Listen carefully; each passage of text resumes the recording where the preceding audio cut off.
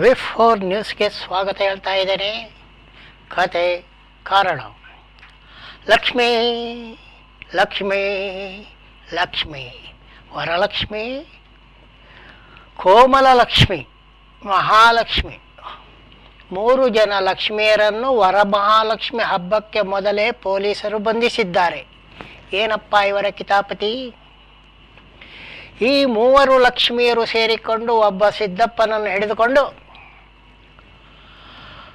ಮದುವೆಯಾಗದ ಪ್ರಾಯವಾದ ಹುಡುಗರನ್ನು ಹುಡುಕಿ ಅಸಲಿ ಮದುವೆ ಮಾಡಿ ಬಂಗಾರ ಮತ್ತು ಹಣದೊಡನೆ ಓಡಿ ಹೋಗುವುದನ್ನೇ ಉದ್ಯೋಗ ಮಾಡಿಕೊಂಡಿದ್ರು. ಒಬ್ಬಳು ಕೋಮಲಲಕ್ಷ್ಮಿ, ಅವಳೇ ಮದುಮಗಳು, 2 ಮಕ್ಕಳ ತಾಯಿ. ಇನ್ನೊಬ್ಬಳು ಲಕ್ಷ್ಮಿ ಚಿಕ್ಕಮ್ಮ, ಇನ್ನೊಬ್ಬಳು ಲಕ್ಷ್ಮಿ ಬಂದು ಮಾತಾಡುವವಳು. 3 ಲಕ್ಷ್ಮಿಯರು. ಇನ್ನೊಬ್ಬ ಚಿಕ್ಕಮ್ಮನ ಗಂಡ. ಇವರು ಬಂದು ಯಾರು ಮದುವೆಯಾಗದೆ 30 ದಾಟಿದವರು ಇದ್ದಾರೋ ಅವರನ್ನು ಹುಡುಕಿ ಅಸಲಿ ಮದುವೆ ಮಾಡಿ ಹೆಣ್ಣಿಗೆ ಹಾಕುವ ಒಡೆಯ ಸಹಿತ ಪರಾರಿಯಾಗ್ತಾ ಇದ್ರು.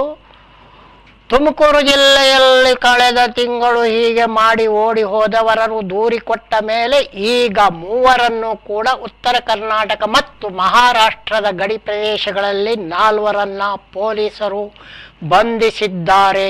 ಈಗಾಗಲೇ ಇರೋರು 7-8 ಮದುವೆ ಮಾಡಿ ಸಾಕಷ್ಟು ಬಂಗಾರ ಮತ್ತು ಹಣ ಲಪಟಾಯಿಸಿದ್ದಾರೆ ಎಂದು ತಿಳಿದು ಬಂದಿದ್ದೆ. ಇದು ಲಕ್ಷ್ಮಿಯವರ ಕತೆ.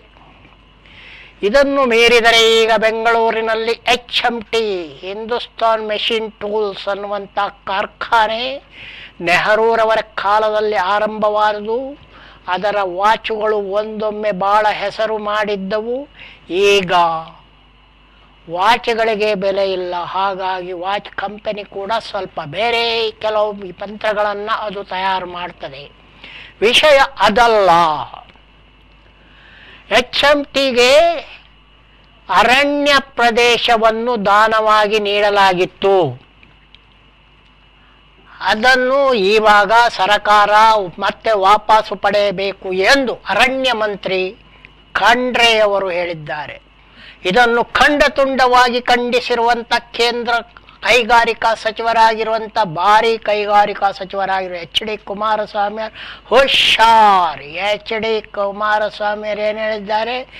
ಎಚ್ಚರಿಕೆ, HMTಗೆ ಜಾಗಕ್ಕೆ ಕೈ ಹಾಕಿದರೆ ಹುಷಾರ್, ನಾನು ಸುಮ್ಮನಿರುವುದಿಲ್ಲ ಅಂತ ಹೇಳಿದ್ದಾರೆ. ಆದರೆ HD ಕುಮಾರಸ್ವಾಮಿಯವರಿಗೆ ವಿಷಯ ಗೊತ್ತಿಲ್ಲ ಅಂತ ಕಾಣುತ್ತೆ.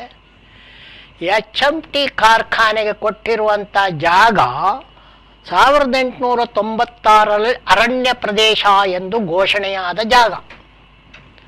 ಅರಣ್ಯ ಪ್ರದೇಶವೆಂದು ಘೋಷಣೆಯಾದ ಜಾಗವನ್ನು ದಾನ ಮಾಡುವಂತಿಲ್ಲ. ಆದರೂ ಕೂಡ HMTಗೆ ದಾನ ಪತ್ರದ ಮೂಲಕ ಆ ಜಾಗವನ್ನು ಕೊಡಲಾಗಿತ್ತು. ಅದು ಒಂದು ಕಡೆ ಹೋಗಲಿ. ಈ HMT ಅವರೇನು ರಿಯಲ್ ಎಸ್ಟೇಟ್ನವರ ಈಶ್ವರ ಖಂಡ್ರೆಯವರ ಪ್ರಕಾರ HMT ಅವರು 2004ರಿಂದ 2006ರ ನಡುವೆ ಸುಮಾರು 165 ಎಕರೆ ಜಮೀನನ್ನು 2004-2006 ನಡುವೆ HMT ಕಾರ್ಖಾನೆಯವರು ಅವರಿಗೆ ಕಂಪನಿಗೆ ಎಂದು ಕೊಟ್ಟ ಜಾಗವನ್ನು 165 ಎಕರೆ ಜಾಗವನ್ನು ಡಾಲರ್ಸ್ ಡೆವಲಪರ್ಸ್ನವರಿಗೆ ಮಾರಿದ್ದಾರೆ. ರಿಯಲ್ ಎಸ್ಟೇಟ್ ವ್ಯವಹಾರ ಮಾಡಿದ್ದಾರೆ. ಸರಕಾರವು ಒಂದು ಕಂಪನಿಗೆ ಕೊಟ್ಟ ಜಾಗವನ್ನು ರಿಯಲ್ ಎಸ್ಟೇಟ್ ಥರ ಮಾರಲಿಕ್ಕೆ ಸಾಧ್ಯವಿಲ್ಲ. ಆದ್ದರಿಂದ HD ಕುಮಾರಸ್ವಾಮಿಯವರೇ ಸ್ವಲ್ಪ ಗಮನಿಸಿ, ನೀವೇ ಗಮನಿಸಿ, ಅರಣ್ಯ ಜಾಗವನ್ನು ನಮಗೆ ವಾಪಸ್ಸು ಕೊಡಿಸಿ ಎನ್ನುವಂಥ ಮಾತನ್ನು ಖಂಡ್ರೆಯವರು ಹೇಳಿದ್ದಾರೆ.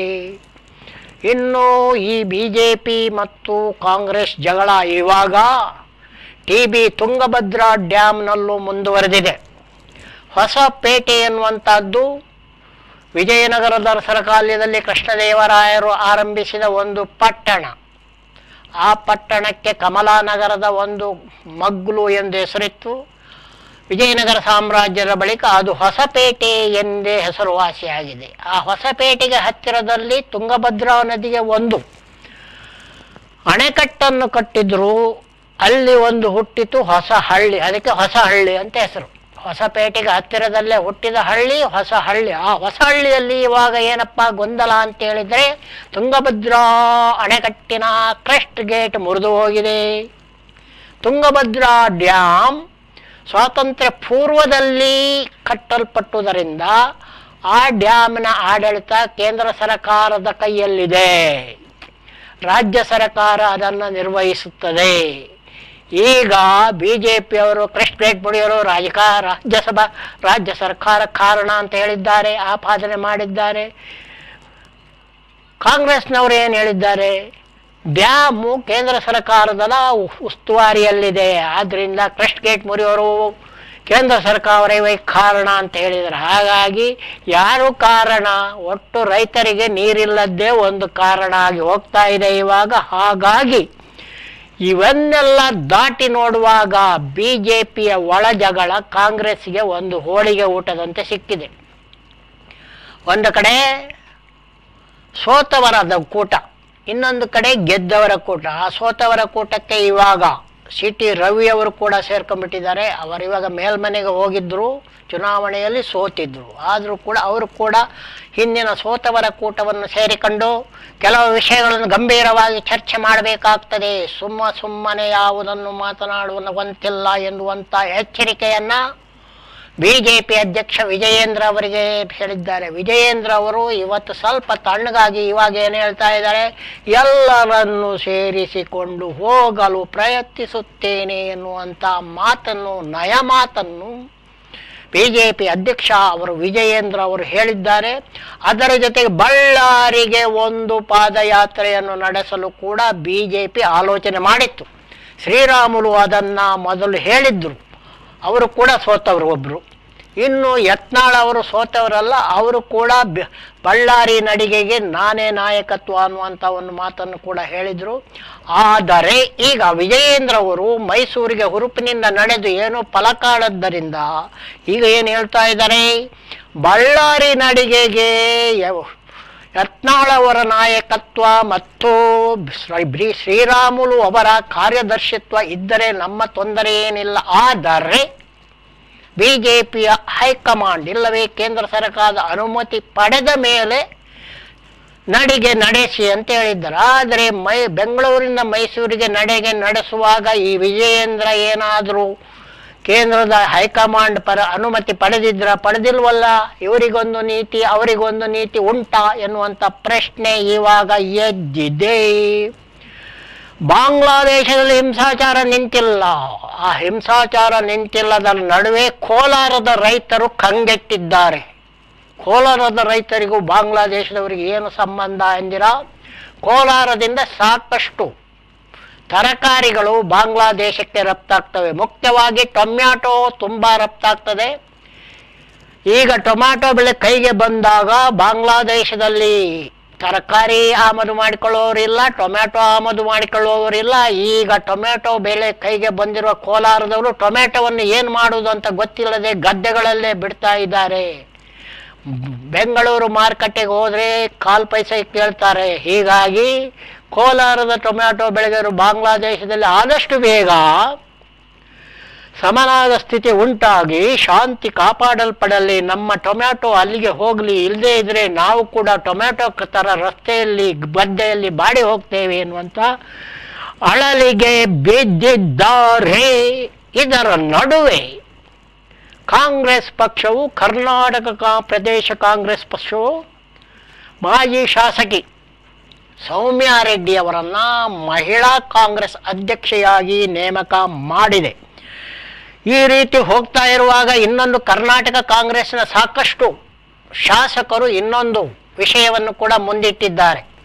ಗ್ಯಾರಂಟಿಗಳನ್ನು ಕೊಟ್ಟಿದ್ದೇವೆ ಸರಿ, ಆದರೆ BJPಯ ಅವರು ಮತ್ತು ಹಣವಂತರು ಗ್ಯಾರಂಟಿಯನ್ನು ದುರುಪಯೋಗಪಡಿಸಿಕೊಂಡು ಕಾಂಗ್ರೆಸ್ ವಿರುದ್ಧವೇ ಕೆಲಸ ಮಾಡ್ತಾ ಇದ್ದಾರೆ ಎನ್ನುವಂಥ ಆರೋಪವನ್ನು ಮಾಡಿದ್ದಾರೆ. ಮಹಿಳೆಯರಿಗೆ ಉಚಿತ ಬಸ್ ಗ್ಯಾರಂಟಿ ಓಕೆ, ಆದರೆ ದುಡ್ಡಿರುವವರಿಗೆ ಯಾಕೆ ಎನ್ನುವಂಥ ಪ್ರಶ್ನೆಯನ್ನ ಕಾಂಗ್ರೆಸ್ ಶಾಸಕರು ಹೇಳುತ್ತಾರೆ. ಯಾಕಂದರೆ ಅವರು ಪುಕ್ಕಟೆ ಹೋಗುವುದಷ್ಟೇ ಅಲ್ಲ, ಆಮೇಲೆ ನಮ್ಮ ಪುಕ್ಕಟೆ ಬಸ್ನಲ್ಲೇ ಹೋಗ್ಬಿಟ್ಟು ನಮ್ಮ ಕಾಂಗ್ರೆಸ್ ವಿರುದ್ಧವೇ ಕೆಲಸ ಮಾಡ್ತಾರೆ. ಹಾಗೆಯೇ ಕರೆಂಟ್ ಉಚಿತ ಕೊಡ್ತೇವೆ, ಕರೆಂಟ್ ಉಚಿತ ಬಡವರು ಪಡೀಲಿ, ಇವು ಇದ್ದುಳ್ಳವರು ಕರೆಂಟ್ ಉಚಿತ ಬಳಸಿಕೊಂಡು ಆಮೇಲೆ ನಮಗೆ ಬೈತಾರೆ. ಆಮೇಲೆ ಅದು ಮಾಡ್ತಾರೆ, ಇನ್ನೂ 2,000 ರೂಪಾಯಿ ತಗೊತಾರೆ, ಆಮೇಲೆ ನಮಗೆ ಬೈತಾರೆ.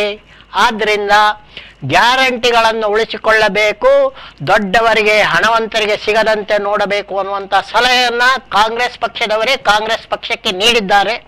ಅದು ಮುಂದಿನ ದಿನಗಳಲ್ಲಿ ಯಾವ ರೀತಿ ಜಾರಿಗೆ ಬರ್ತದೆ, ಇದೇ ರೀತಿ ಗ್ಯಾರಂಟಿಗಳು ಉಳಿತವೋ, ಗ್ಯಾರಂಟಿಗಳಿಗೆ ಅಲ್ಲಲ್ಲಿ ಕತ್ತರೆ ಬೀಳುತ್ತವೋ ಎನ್ನುವಂಥದ್ದು ಮುಂದಿನ ದಿನಗಳಲ್ಲಿ ಗೊತ್ತಾಗಲಿದೆ ಎಂದು ಹೇಳುತ್ತಾ ಕತೆ ಕಾರಣಕ್ಕೆ ಒಂದು ಸಣ್ಣ ವಿರಾಮವನ್ನು ಹಾಕಿ ತಮಗೆಲ್ಲ ಮಾಡ್ತಾ ಇದ್ದೇನೆ. ನಮಸ್ಕಾರ. ಹಾಗೂ ನೀವು ನೋಡ್ತಾ ಇರುವೆ 4 ನ್ಯೂಸ್ ಹಾಗೂ ನಮ್ಮ ಯೂಟ್ಯೂಬ್ ಚಾನಲ್ಗೆ ಸದಸ್ಯರಾಗಿ ಎಂದು ಹೇಳುತ್ತಾ ಮಾಡ್ತಾ ಇದ್ದೇನೆ ಇನ್ನೂ ಒಂದು ನಮಸ್ಕಾರ.